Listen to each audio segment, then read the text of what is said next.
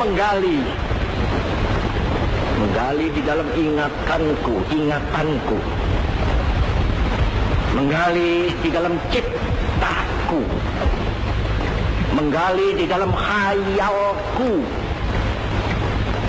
apa yang terpendam di dalam bumi Indonesia ini, agar supaya sebagai hasil dari penggalian itu dapat dipakainya sebagai dasar daripada negara Indonesia merdeka yang akan datang. Sudah terbukti bahwa Pancasila yang saya gali dan saya persembahkan kepada rakyat Indonesia, bahwa Pancasila itu adalah benar-benar satu dasar yang dinamis, satu dasar yang benar-benar dapat menghimpun segenap tenaga rakyat Indonesia, satu dasar yang benar-benar bisa mempersatukan rakyat Indonesia itu untuk bukan saja mencetuskan revolusi, tetapi juga mengakhiri revolusi ini dengan hasil yang baik.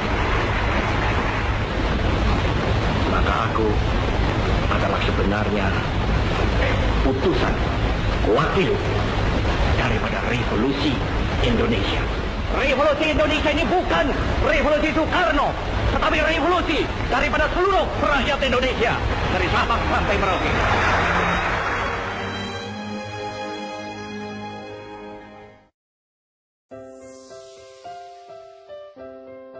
Mengharukan. Detik-detik Soekarno terusir dari istana membuat menitikkan air mata menyimak kisah ini. Situasi politik nasional pasca terbitnya surat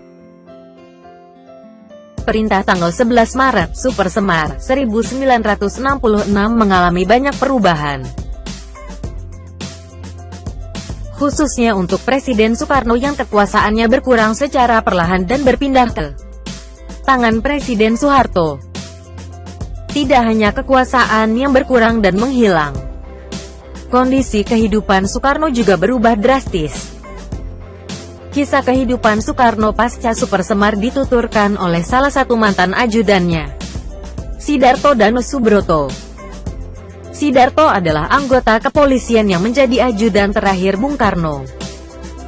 Ia menyadari posisinya sebagai ajudan Soekarno di tengah kondisi politik yang tidak stabil akan menuai risiko. Sidarto mengawal Soekarno sebagai presiden hanya 2 pekan, 6–20 Februari tahun 1967. Setelah itu, kekuasaan beralih kepada Jenderal Soeharto. Di masa-masa itu, Sidarto tetap menjadi ajudan Soekarno meski statusnya disebut sebagai presiden nonaktif. Ia kerap mendampingi Soekarno dalam berbagai kegiatan.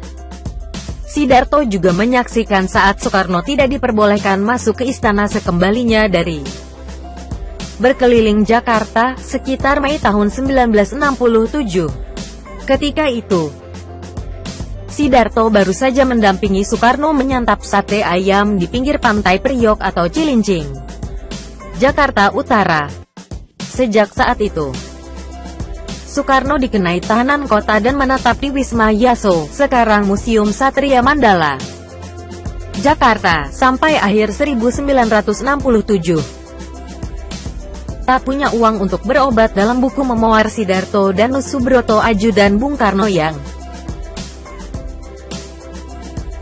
ditulis Asfi Warman Adam, Sidarto mengungkapkan bahwa pasca Super Semar, Soekarno semakin tidak berdaya. Sang proklamator pun tidak mendapat kejelasan mengenai pembayaran gaji serta uang pensiun seorang presiden. Sampai pada di satu titik, Soekarno kehabisan uang untuk pegangan atau sekadar untuk menutup keperluan hidup selama menjadi tahanan kota di Wisma Yaso. Sidarto masih ingat ketika Soekarno memintanya mencarikan uang. Ini tidak mudah karena saat itu orang takut berhubungan dengan Soekarno, ungkap Sidarto. Soekarno lalu meminta Sidarto menemui mantan pejabat rumah tangga Istana Merdeka, Tukimin. Dari Tukimin, Sidarto berhasil memperoleh uang tunai 10 $000 AS untuk diberikan kepada Soekarno. Selanjutnya, Sidarto mencari cara agar uang tersebut lolos dari pemeriksaan penjaga dan sampai ke tangan Soekarno. Ia lalu memasukkan uang itu ke dalam kaleng biskuit dan meminta Megawati Soekarno Putri menyerahkannya kepada Soekarno. Megawati yang mengantarkannya, dan bisa lolos, ucap Sidarto. Selama menjadi ajudan Soekarno, Sidarto sempat menyaksikan beberapa upacara kenegaraan termasuk proses penyerahan kekuasaan eksekutif dari Soekarno kepada Soeharto pada tanggal 20 Februari tahun 1967. Sejak saat itu, secara de facto dan de jure kekuasaan berpindah dari Soekarno ke Soeharto. Selain tidak mendapatkan uang dari negara,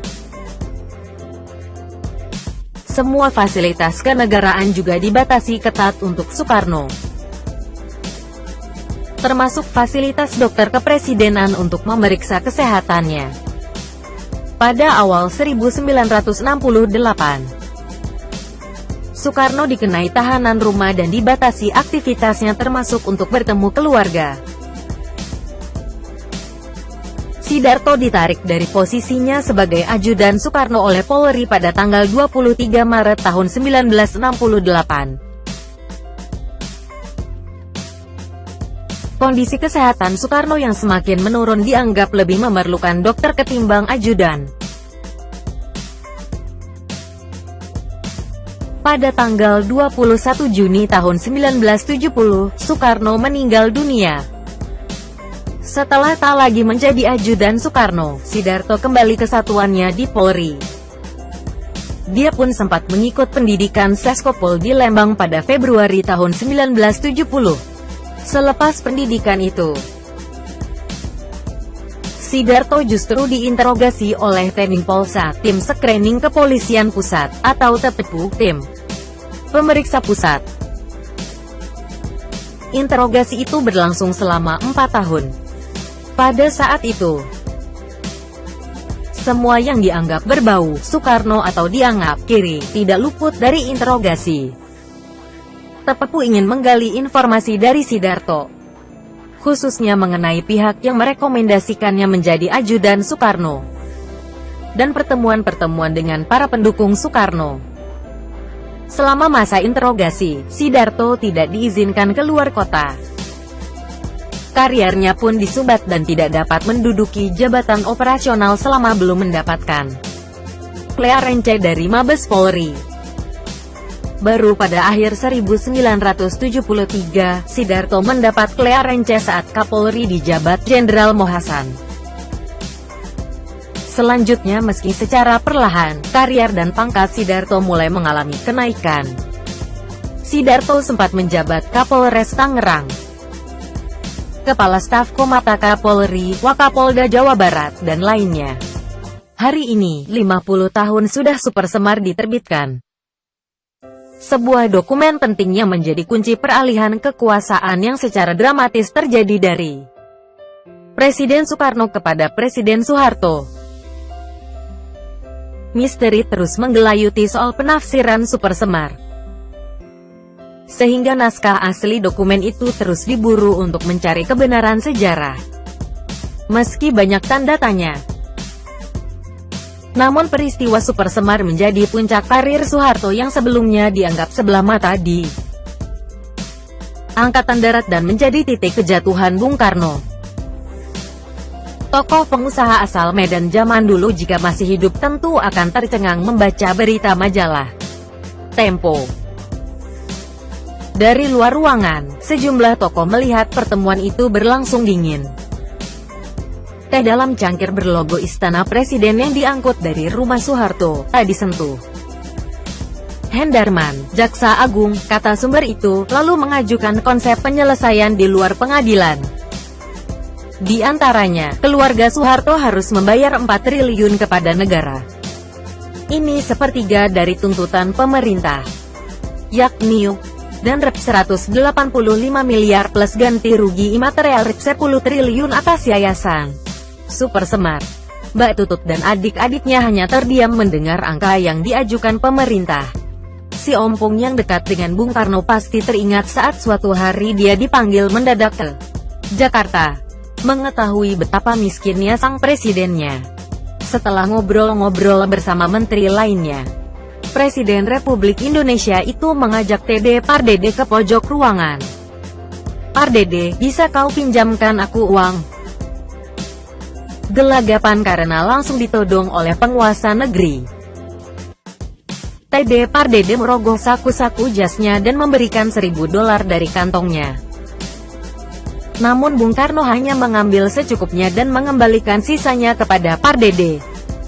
Lain cerita salah satu ajudan terakhir, Putu Sugianitri, seorang bekas polisi wanita yang juga harus pensiun tanpa kejelasan. Suatu saat setelah tidak menjadi presiden, Bung Karno jalan-jalan keliling kota dan tiba-tiba ingin buah rambutan. "Tri, beli rambutan. Uangnya mana?" tanya si polwan asal Bali itu. "Sing ngelapis," kata Bung Karno dalam bahasa Bali yang artinya, "Saya tak punya uang."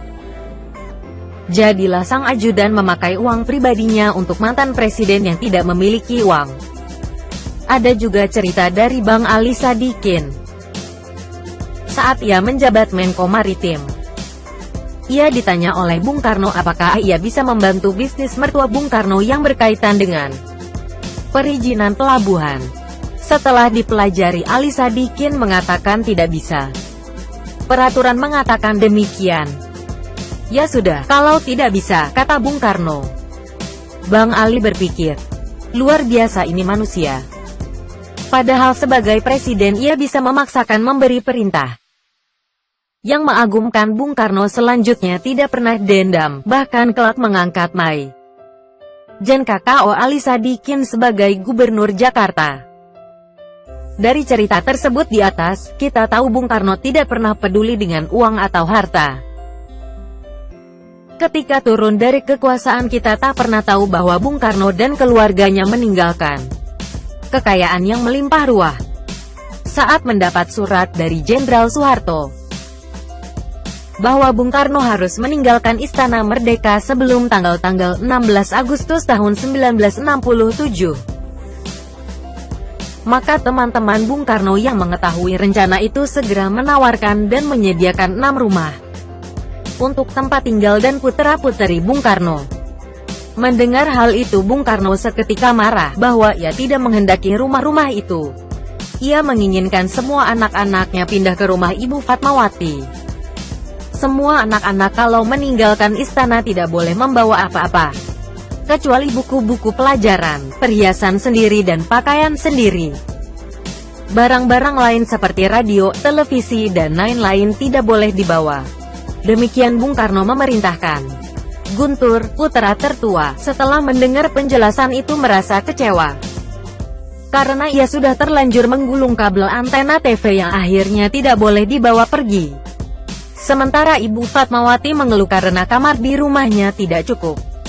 Tak berapa lama datang truk dari polisi yang membawa 4 tempat tidur dari kayu yang bersusun dengan kasur dan bantalnya tapi tanpa spray dan sarung bantal. Juga beras 6 karung. Anak-anakku semua disuruh tidur di tempat tidur susun dari kayu tanpa spray dan sarung bantal, konon Ibu Fat marah-marah kepada utusan yang membawa perlengkapan itu. Bung Karno keluar dari istana dengan mengenakan kaos oblong, cap cabe dan celana piyama warna krem. Baju piyamanya disampirkan ke pundak, dan ia memakai sandal bata yang sudah usang. Tangan kanannya memegang kertas koran yang digulung, berisi bendera pusaka merah putih. Bendera yang dijahit oleh istrinya sendiri, Ibu Fatmawati ketika masa proklamasi kemerdekaan dahulu. Tak ada forridager, pengawalan atau penghormatan seperti ketika Presiden Soeharto, yang diantaran Jenderal Wiranto sampai ke mobil Mercedes, meninggalkan Istana Merdeka setelah menyerahkan jabatannya kepada Habibie. Ia meninggalkan istana dengan mobil VW Kodok yang dikendarai seorang supir asal kepolisian. Salah seorang anggota kawal pribadinya membawakan Ovaltine, minuman air jeruk, air teh, air putih, kue-kue serta obat-obatan Bung Karno itulah seluruh harta yang dimiliki Bung Karno ketika meninggalkan istana. Selebihnya ditinggalkan. Kelak harta kekayaan Soekarno yang ditinggal di istana didata oleh pihak penguasa dengan dibuatkan berita acara. Barang-barang itu mulai dari logam emas batangan, lukisan-lukisan, buku-buku, pakaian, minyak wangi, bolpen, uang dolar yang semuanya bernilai tidak sedikit. Dan semua itu tidak pernah diserahkan kepada Bung Karno atau keluarganya. Tidak jelas siapa yang mewarisi. Pada akhirnya tidak penting juga mewarisi sebuah kekayaan. Karena dia bukan berhala harta. Hanya sebuah janji yang tersisa yang wajib kita jaga. Untuk sebuah Indonesia yang bersatu dan bermartabat. Tidak ada juga deal-deal khusus. Hanya sebuah persetujuan dalam segenggam bait puisi Chairil Anwar. Janji itu terus melintas zaman, sampai kapanpun.